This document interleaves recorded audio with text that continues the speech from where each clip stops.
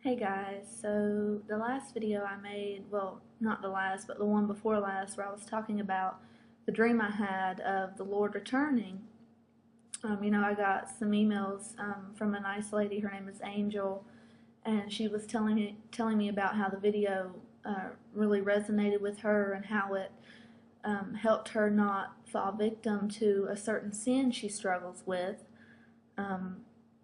Which really touched me, because I'm sitting here thinking, wow, if I can. And she passed the video along to like her son and a couple other people, and I was sitting there thinking, well, it really touches me, because if I can help someone get closer to the Lord, like, that's a plus, right? So, Angel, like, the shout out is for you, because you did really make me happy whenever you told me how much the video I made touched you and everything. But what I want to talk to you guys today about is a sin that I struggle with a lot in my life. And the reason, it's very personal, you guys, and the reason I'm telling you and not like going to a psychiatrist or talking to someone who I really love and trust, is because whenever I talk to someone face to face, I get shy, I get embarrassed, I can't really say what I really want to say. But on YouTube and through these videos, I can just like pour my heart out to you guys and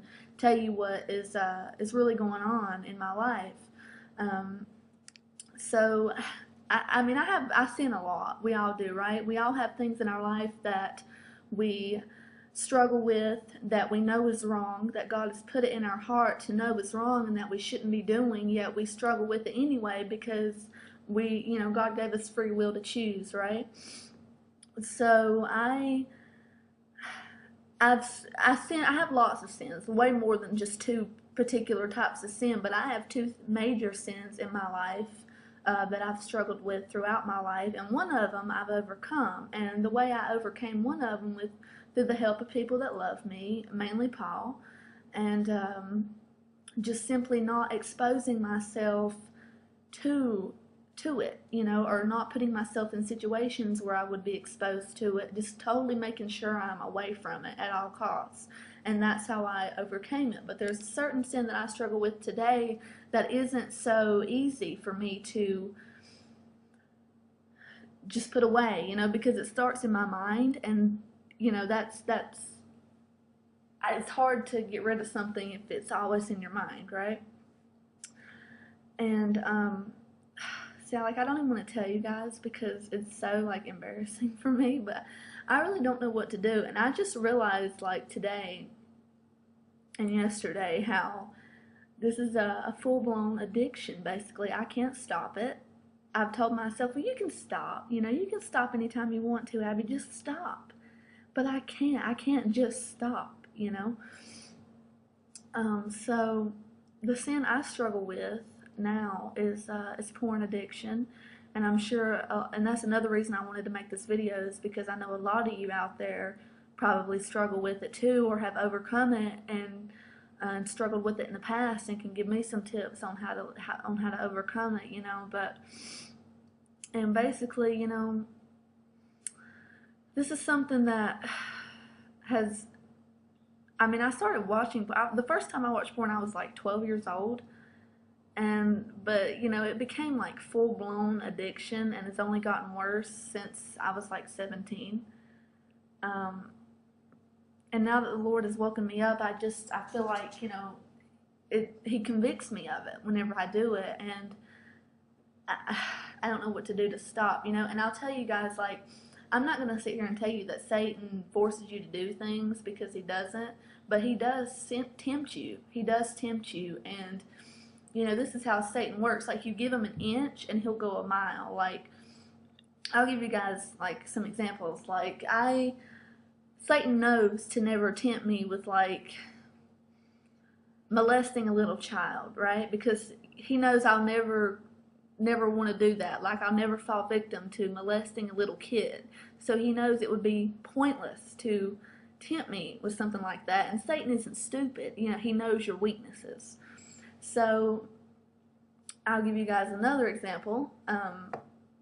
Like, let's say Paul and I are out town and we're in downtown, you know, especially in the summer, there's lots of pretty girls and young guys. I live in a college town, you guys, so there's a lot of young people here.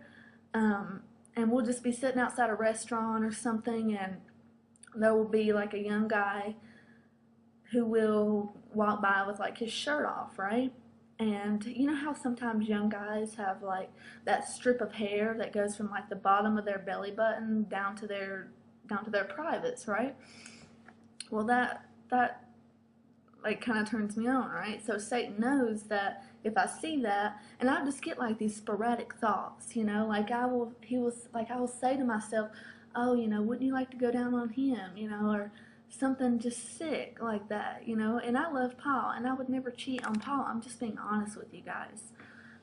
But that's like an example of how Satan works. You give him an inch and he'll go a mile. But even now, I don't do this anymore because I've really like fallen into the addiction a lot more. But I used to, like, when I would think about people, right, I would justify it, or I would like touch myself and I would say, oh, just don't think about anything sexual, you know. Or I would think about someone who I know I've already thought about before, and the Bible says to even look at someone with a lustful intent is to commit adultery with he or she in your heart. So I would think, well, you've already thought about them before, Abby, so you've already committed adultery with them in your heart. You might as well, you know, you might as well. And I would justify it, you know. But now I've gotten to the point to where even if I want to like just lay in bed and think about things or someone, I can't do that because it doesn't do anything for me, and none of it's good. I mean, that's not good. And just even if I turn on a porn video and I watch like just a man and a woman doing normal things, that doesn't do anything for me anymore because my mind has become so desensitized to it that I have to like watch more disgusting things in order to do anything, right? And I got allergies, you guys. That's why I'm always like sniffling in my videos. But anyway, like Paul and I vowed to not have sex before we're married, right? And it's been months, you guys, but that's not a big deal for me, right? Because having sex doesn't do anything for me anyway. Like, I have to be in front of the computer, you know, and it's just gotten really bad. It's gotten really out of hand. Like, I don't know what to do. And I'm sitting here like everything's okay and I'm talking about it, but really it's not okay. And it is leading me astray and bringing me further away from the Lord, which is what Satan wants. You know, he wants you to be. And especially since I started trying to get close to the Lord, he has really been attacking me. And, you know, like these thoughts and things are just tenfold. You know, they're coming a lot worse than they used to. And I don't know what to do anymore, you guys. Like, I really don't. I just wanted to get it off my chest, so there it is, and bye.